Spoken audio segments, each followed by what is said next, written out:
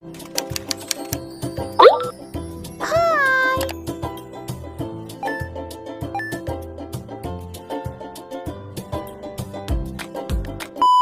selamat siang ya. Hanum Tiunha, selamat datang kembali. Salam hari Senin, hari Raya, hari permulaan. Terima kasih klik video ni dan terima kasih juga mendukung. Kita bertemu kembali. Ini saya tahu isunya semakin memanas selepas saya upload video soal atok-atok yang emosi sama provokasinya ya. Dan saya mendapatkan banyak sekali komentar pro dan kontra. Ada yang emosi, ada yang positif juga. Tapi kita tahu kalau namanya Indonesia ni pantang disentuh. Kalau disentuh langsung emosi.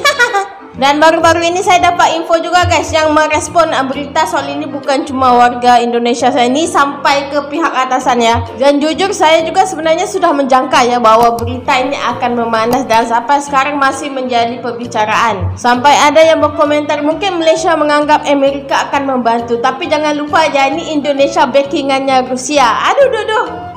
Ini yang kita takutkan adalah ketika masalah menjadi sangat serius. Ini daripada channel Sang Penyeru. Tekanan Malaysia, kami ingatkan sekali lagi, Indonesia tidak bisa ditekan. Ini saya susah ya, saya tidak tahu mau komen apa, nanti kamu komen di bawah. Let's go to the video. Let's go. Oke, kita bicara belak-belakan saja. Ketegangan antara Indonesia dan Malaysia ini bukan barang baru. Sudah berkali-kali muncul, lalu reda, lalu muncul lagi. Tapi yang sekarang ini agak beda. Katanya Malaysia mau melaporkan Indonesia ke Inggris. Nah, pertanyaannya, kenapa ke Inggris? Coba kita pikir. Inggris itu mantan penjajah mereka. Dulu mereka dijajah, sekarang masih bergantung. Ini seperti anak yang sudah dewasa, tapi kalau ada masalah masih ngadu ke orang tua angkatnya. Sementara itu Indonesia, kita melapor ke Rusia dan Tiongkok. Kenapa? Karena kita main strategi. Ini bukan sekadar cari perlindungan, ini soal memperkuat posisi di kancah internasional. Rusia dan Tiongkok itu dua raksasa dunia yang sekarang lagi jadi poros utama dalam geopolitik global. Sementara Malaysia masih sibuk merayu Inggris, kita sudah maju beberapa langkah dengan memperkuat aliansi strategis yang lebih relevan dengan zaman sekarang. Ekonomi. Siapa yang sebenarnya maju? Salah satu pemicu ketegangan ini katanya karena Indonesia mulai menggeser dominasi Malaysia di kawasan ekonomi. Proyek IKN, Ibu Kota Nusantara, adalah contoh nyata. Kita membangun ibu kota baru, otomatis jalur perdagangan dan logistik kita akan berubah. Selama ini, banyak barang Indonesia yang dikirim lewat Pelabuhan Klang dan Tanjung Pelepas di Malaysia. Nah, kalau IKN jadi pusat baru, otomatis kita nggak terlalu butuh pelabuhan mereka lagi. Lalu apa yang terjadi? Malaysia mulai panik, mereka khawatir ekonomi mereka terdampak. Wajar sih, tapi apakah mereka introspeksi? Tidak. Mereka malah mencoba mencari cara untuk menghambat kita. Kalau memang kompetisi sehat, ya silakan perbaiki diri sendiri. Jangan malah cari cara untuk menjatuhkan pihak lain. Ya, guys, Diplomat. ini gara-gara omongan si Ato-Ato itu, sekarang pandangan orang luar terhadap Malaysia menjadi sangat-sangat negatif ya.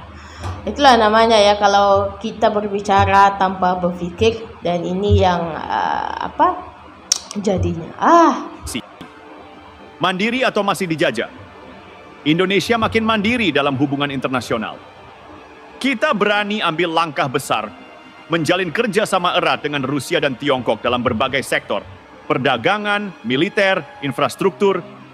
Sementara Malaysia masih bergantung ke Inggris dan aliansi lamanya. Kita sudah melihat pola ini berkali-kali. Setiap ada konflik atau ketegangan, Malaysia selalu mencari perlindungan ke Inggris, berharap ada intervensi. Tapi pertanyaannya, apakah Inggris benar-benar peduli? Realitanya, Inggris punya kepentingan sendiri.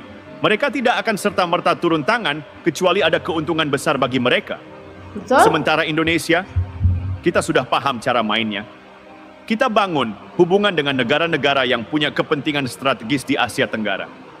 Kita tidak lagi bergantung pada mantan penjajah. Kita menentukan arah kita sendiri. Militer, siapa yang lebih siap? Kita juga bicara soal pertahanan. Indonesia dalam beberapa tahun terakhir makin serius memperkuat militernya. Kerjasama dengan Rusia, kita beli Sukhoi Su-35. Dengan Tiongkok, kita bangun proyek infrastruktur pertahanan yang lebih canggih. Malaysia, Mereka masih berharap dukungan dari Inggris dan sekutu-sekutunya di FPDA, Five Power Defense Arrangements. Tapi coba kita pikir, apakah sekutu-sekutu mereka akan serta-merta turun tangan membela mereka jika terjadi konflik? Tidak semudah itu. Ini sepatutnya atuk-atuk Malaysia tuh harusnya berfikir dengan cerdas ya jika ingin membangun bangsa dan negara. Dan dia menyatakan hal tersebut seolah-olah memikirkan bahawa Malaysia ini tidak ada pertahanan sama sekali, malah mengharapkan negara lain untuk membantu. Dan ini cukup memalukan ya. Perang itu mahal, sangat mahal.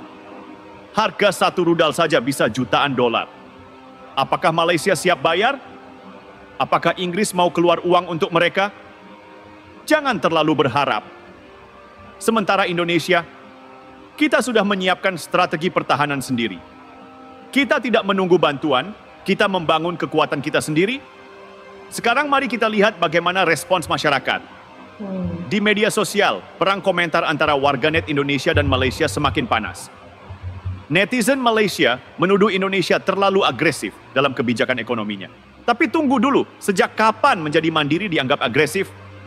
Yang lebih ironis, mereka masih menganggap Indonesia sebagai negara yang terlalu dominan di Asia Tenggara. Loh, jadi kalau kita berkembang lebih cepat itu salah kita? Kalau kita membangun infrastruktur lebih baik itu kesalahan kita? Ini bukan soal agresif atau tidak. Ini soal siapa yang bisa beradaptasi lebih cepat dengan perubahan global. Betul? Indonesia memilih untuk maju. Malaysia masih sibuk mencari perlindungan ke Inggris. Intinya begini, Indonesia sudah di jalur yang benar.